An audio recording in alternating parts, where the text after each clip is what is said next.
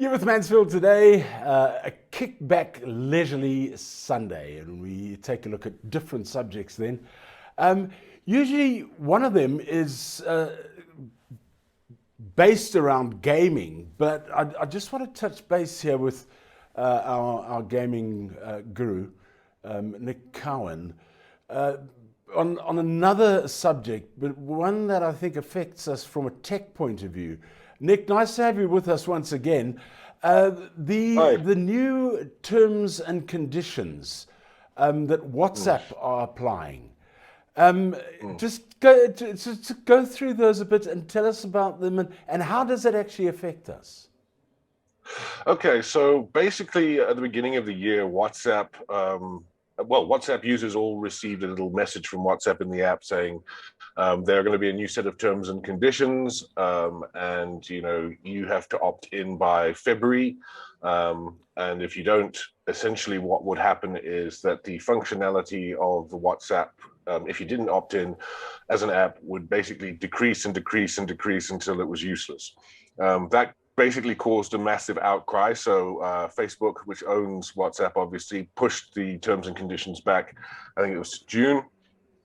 And on top of that, the reason everyone lost their minds about this is because essentially what's going to happen is that the terms and conditions say that WhatsApp will automatically share more data with Facebook, user numbers, your whole contact list, like numbers and names, profile names, your pictures, status messages, including when you were last online, and diagnostic data collected from app logs.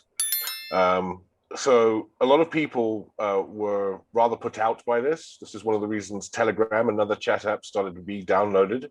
But essentially what it means for users is that, first of all, you have no choice but to accept WhatsApp's new terms and conditions. And second of all, if you don't, the app will eventually become useless. So you're buggered, basically. Yeah, yeah, pretty much. And Okay. it's and it's pretty serious because, like, while everybody, well, not everybody, but while a lot of people use WhatsApp just chat to their friends and share memes, you also think of the fact that WhatsApp is actually interwoven with how we connect in this country. It's not just private users, it's government groups, places where you can get COVID updates, that sort of thing. Yeah, true. We were talking earlier this week in our legal show with Advocate Lance Brogden about the implementation which came into place on the 1st of July this week of POPIA. Um, does this affect them in any way? Well, it does affect WhatsApp and it does affect Facebook, mainly due to the fact that any data that a company processes can only be done with prior consent of the user or data subject. Essentially, that means that if you don't opt in, and essentially that it basically puts Facebook and WhatsApp in the crosshairs of the information regulator. So what do you reckon is going to happen now?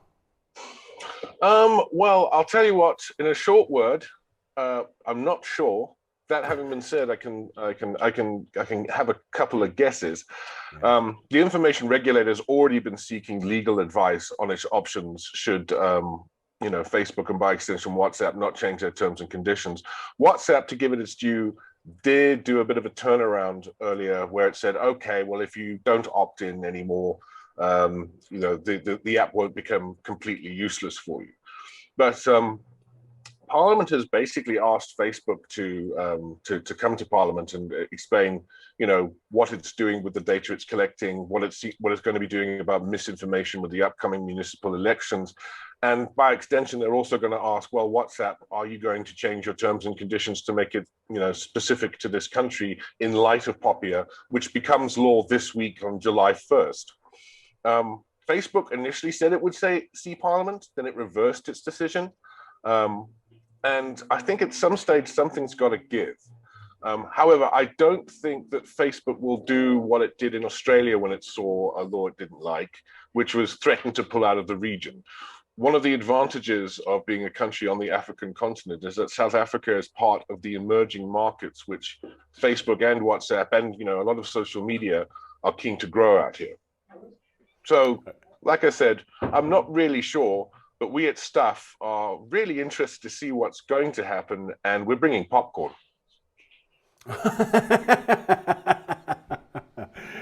Nick, nice to chat with you again, mate, and we'll chat again next Sunday. Thank you very much for your input in there. Nick Cowan, the associate editor of Stuff magazine, right here on Mansfield Today. We'll catch you a little bit later. Cheers.